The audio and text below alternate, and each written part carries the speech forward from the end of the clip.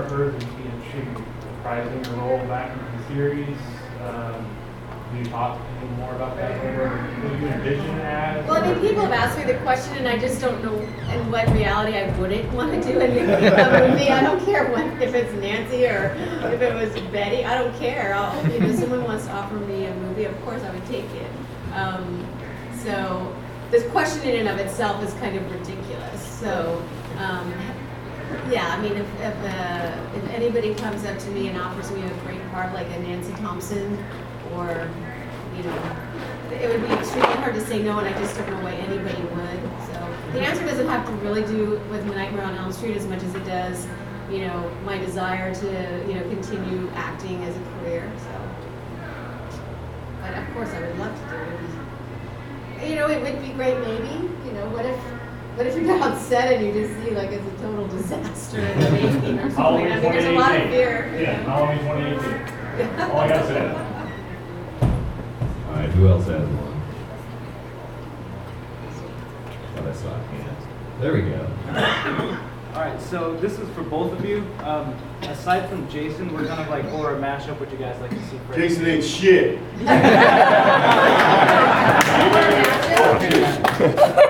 No, Tom's gonna kick my ass. He's right upstairs. Tom's scared. Just give a horror matchup. Oh, what's that mean? Like a Freddy versus Jason, but a different grouping of scary characters that would have. I want to see Trump and Freddie.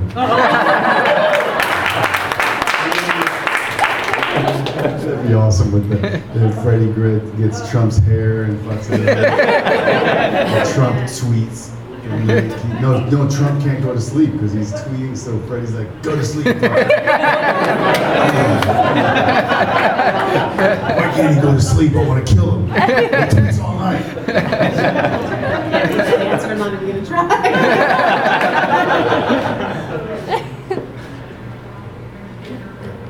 Next. I can't answer that question. I'm not an expert in horror.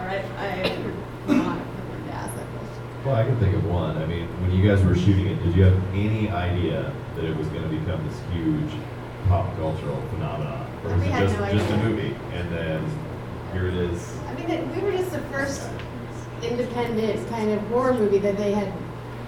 I mean, that's not true. There was other independent horror. But I was reminded that they ran out of money and couldn't get paid to do that, and then the sister bailed us out. So it was a little bit like, holy shit, we're in a movie, but it might not get finished. Right. It might not even air or be in a movie theater, and because they sold the rights to a video, like a VHS company, which we had never even heard of that. Like, what is a VHS? And they're like, oh, there's this new way of selling movies where we sell the rights to a company that's going to put it on videotape. And we were like, oh, that's a bad sign. I think we were on the edge before Roger Corman was coming around putting everything on video. Selling it on VHS. So we made the theaters, and we were like, yeah.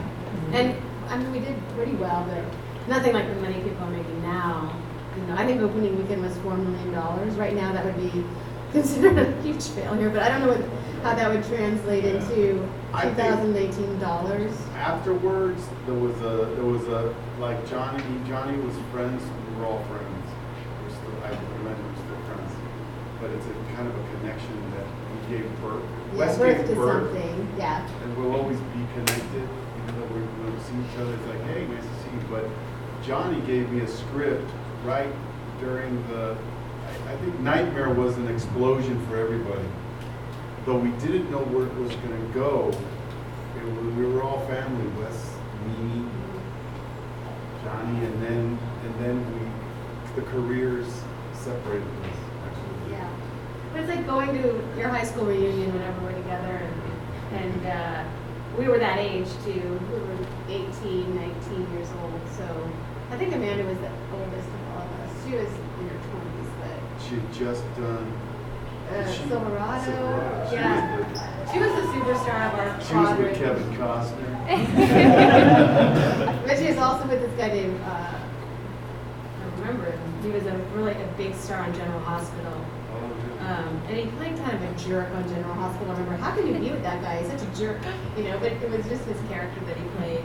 And so she was the movie star of our group because she had done so much work and she was, getting offers left and right to do all sorts of shows and so I looked up to her a lot and she taught me a lot. So did Robert. Robert was also pretty on his way in his career. Yeah, I think, after Wes left, I would say, you're the glue of the thing, of the whole franchise. And she's the creative one. I've always looked at. But always something comes out of Nancy, the book, or the way she gave me a role in The Sleep. Oh yeah, and Never Sleep Again. I apologize for that because I was really bitter. I think there was a part of me that was bitter because you could think, okay, I'm not a victim, but I could go victim, and I hate doing that, but you can go victim and go, oh, I should have seen some of that money that Bob Shea made with the guy, the head guy of New Oh York. yeah. But then I became a director producer afterwards, and I'm like, no, I paid you. The rest is mine. So then, Well, I mean, because once you get on the other side, you kind of understand the mentality. That's the thing. And because I mean, truthfully, as a producer, like you're putting all your money on the line for something, and if it does poorly, you suffer. If it does great, you take yourself out for You a did steak a film, dinner. and you're doing films, I've done them, now I understand the other side, so I'm like, Right. no, I paid your ass. Yeah, and I think getting Nightmare on Elm Street made was really, really tough. Bob Shea, I mean, if you've seen Never Sleep Again, the documentary, you really understand that he is the star of that documentary because you really understand that he put his whole life behind these movies and he was selling movies out of the trunk of his car. And then he got some savings and then he bought a script by an unknown guy named Wes Craven that he thought had some potential and then he scrounged up the money and he made the movie and he got the financing at the end when we ran out. And so it's kind of like the little red hen, like I picked the wheat and ground the wheat and made the bread and baked the bread and it's mine. And so I tried not to be bitter too because I mean I think they said it made $500 million now. So this is a movie that They deserve it. yeah. But when we're young, Although I'm glad that I came back with you guys when West did 6. Yeah, 7. So I was like, oh, back again, I'm missing Johnny. And I gave Wes, I used to play racquetball with Wes. And I used to call Wes, I was dying for a job. You were always on the franchise. But I would be like, Wes, gotta get me in. I'll give you my leather jacket if you give me a role in the Eddie Murphy movie. He gave me the role in it. No, I beat him in racquetball for the Eddie Murphy movie, Vampire Brooklyn. Oh, yeah. I said, if I beat you, will you bring me in for casting? He goes, all right. So I beat him. Wes was pretty messed up by then because he had knee braces and stuff from racquetball. He was an incredible racquetball player. Oh my gosh, I didn't know this. And then I called him up, and I think he was partnered with that Magdalena girl. So I said, hey, I'll give you my leather jacket. I know it's worth a lot of money. He's like, you still got the original? I'm like, yeah. I'm like, I want to roll in the new Nightmare. He goes, all right, I think I can put you in. So I gave him the... Oh my gosh. I felt bad I gave him the leather jacket because I think I could have eBayed the shit out of that. But Wes has got it. Where is he? I don't I know. he's It's got why his it. wife must have it now. She has it. Yeah, did Bob Shea, whenever the idea for Nightmare on Elm Street 3 came along, did Bob call you to see about reprising your role as Nancy Thompson? No, actually Wes did because he was going to write the script and wanted to make sure I would do it before he wrote it. And or he had written maybe a first draft and he said, I put you in it, I really want Nancy to come back. And at this point, I was just really, really thankful to have a job. And I was like, of course, I'd love to do it. And unfortunately, he wasn't asked to direct it, which I found like really kind of upsetting at first because I trusted him so much. He was a really great director, and I didn't know anything about Chuck or this guy whose career was really on the move. So I think Bob Shea is a really good businessman, and you'll see that not that many people work for him twice, because he knows that the second time they work for him, they're gonna double their rate, and, he always was trying to, make these movies profitable, and it was always, I don't know what relationship he and Wes had at that moment, so maybe that's why Wes was interested, but it was really flattering that Wes thought so highly of my performance that he wanted that character to come back. From my perspective, I always thought of your relationship with Wes, like Wes is like your dad or something. Like Wes was really took care of her as an actress, and he did the consistency, and he didn't sell out. And I thought,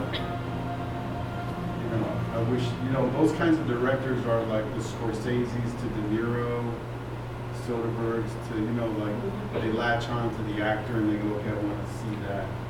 So that's what I saw. Yeah, I did ask Wes, like you, won't you put me in that show that you're doing now, or, bring me in for this, TV series, the one that was like Nightmares. Dream. The Dream is really Nightmare on Elm Street. No, Scream. Scream. Scream is Nightmare on Elm Street with more money. Right? And Wes, he didn't feel like the compulsion to put us in other movies of his. I think his vision is so strong that if you're Nancy, you can always be Nancy, but you can't be anybody else. You can't be Sydney. You can't be any of the other people. So that was too bad. Well, he was. I would have loved to have been in one of his other movies. Yeah, we were. I would imagine you were doing it too. I was hustling. I had his number. Like, you want to eat sushi? What's your board? Play What are you up to? racquetball again? Play racquetball. But he was done with racquetball, and I couldn't finagle anymore. All right, who's got another one? Oh, see you back there. Me? Yep. Is it ever hard to look back on one of your first roles? And what are your first roles? Both of you. Okay. Nightmare on Elm Street is my first movie role, and I had a six-pack. I've not been able to get that back. As hard as he tried. Yeah, that's my ego. But I'm so grateful where I'm at now. And I was a really messed up kid at 19 or 20 when Wes actually saved my life. So that was my first, and it brought me out. I don't know, I was about to hit the unemployment line for some reason, and I got called in, and that movie saved my life. Because that started the career, it never stopped. Yeah. What I guess mine. My very first role I got, that had a speaking part was in a Francis Ford Coppola movie called Rumblefish that was shot in my hometown of Tulsa. And I had a line at a wedding scene where I'm inviting Matt Dillon to this wedding crash, this wedding party. And I had this line, and I got me my SAG card, and that's really what I realized was the point of the whole thing, is when I got my SAG card. Because it wasn't in the movie, so I didn't have to suffer through seeing myself play that part. But then the first time I saw myself was on a movie called Nickel Mountain. It's a novel by John Gardner. And I play a girl who's like 16 and gets pregnant by her boyfriend, and they're, in the country, and the dad offers, they're a rich family, and the dad offers me, $1,000 to get an abortion, and she says, no way. But she doesn't really have any means to have a baby, so the local restaurant owner, who's this kind of overweight guy, Michael Cole, who was on the Mod Squad, played it, and they get married, and she has the baby, and it's a really sweet story. So when I saw that, the part was fantastic. It was a really, really good part. You just can't believe you're seeing yourself so big, and, playing all these range of emotions. It was kind of shocking. And then, of course, seeing Nightmare on Elm Street was probably the second or third time I had a chance to watch myself. And I don't like it at all. I really don't. I really don't like seeing myself. But then as time goes by, I learn to like it more. But the very first time is, I don't know, I always feel let down. Like, oh, I didn't do as good a job as I could have. What about you? I always thought she was hot. I think Wes did too. That has nothing to do with the question. Oh, sorry. Yeah,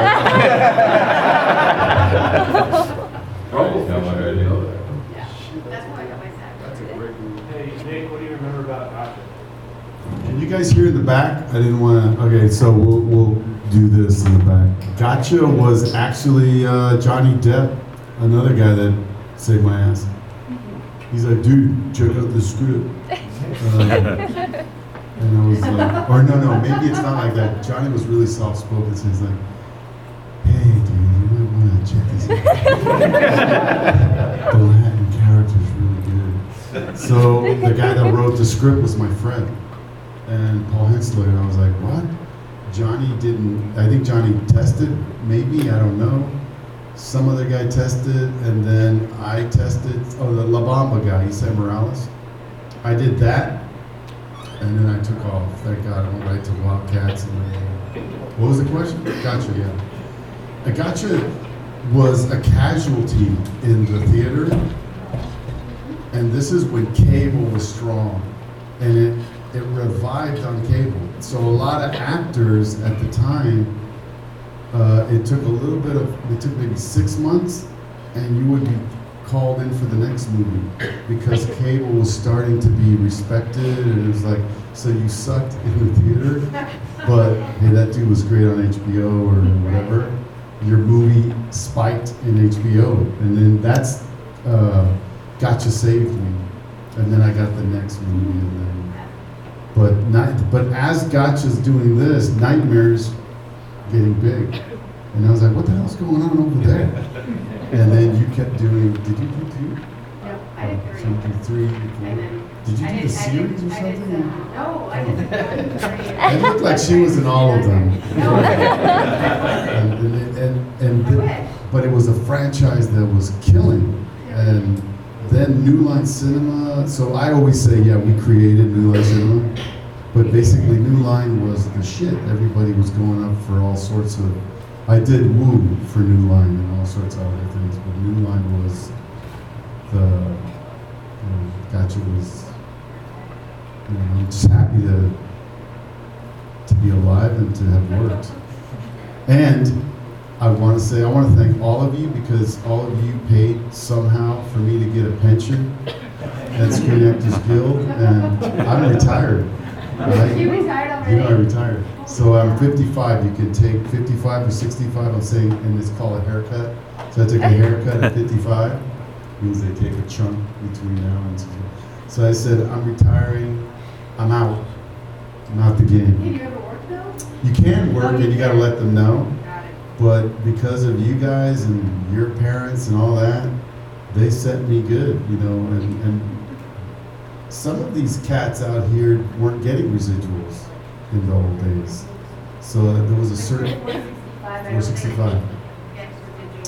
So the residuals, the producers, all of them had to pay, and that's where our actors, we get taken care of, so thank you for letting me retire.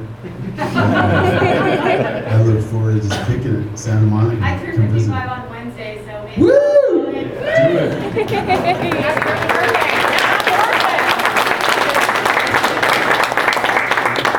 On Wednesday, the 17th of July, yeah. You gotta do it a month before so that they can. Holy cow, I'm late. All right, who's got another one for him? See a hand over here. Hey there. They can't hear you. So, Oh, here you go. I don't know how much of like a question this is, but just like to Heather specifically, what are, I don't know, your thoughts on the legacy of your character specifically, of Nancy? Because in my opinion, she's one of my favorite horror characters ever, and I feel like she's just such an integral part of the whole series.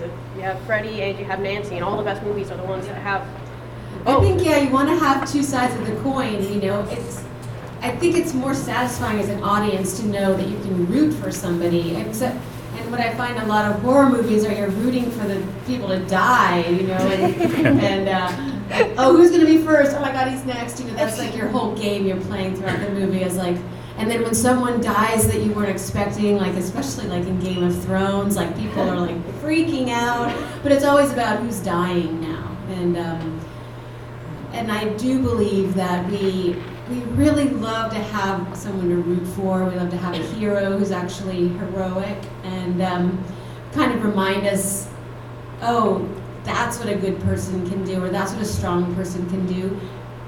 And I find that people always comment on that when they meet me, is that they use Nancy for that, and I was even telling my dad, because he visited yesterday, and he was so excited to see all of the fans, and he's an old guy, and this wasn't part of his upbringing, but he was amazed at how many people said, I used Nancy as such an inspiration, that she gave me a person to kind of follow and believe in and look up to, or help me in my hard times, and there's just not that many characters like that, and I know, like, I loved Wizard of Oz, I loved Dorothy in the Wizard of Oz. I wanted to be like her, and I think in a lot of ways Nancy is my bringing my thoughts about Dorothy to like this character of Nancy, and just how sensible and how loving and sweet Dorothy always was, but very, very strong.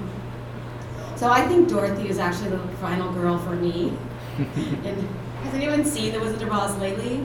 I mean, it's such a great movie, and I think that's kind of a lot of my inspiration for Nancy. And also Ripley in Aliens.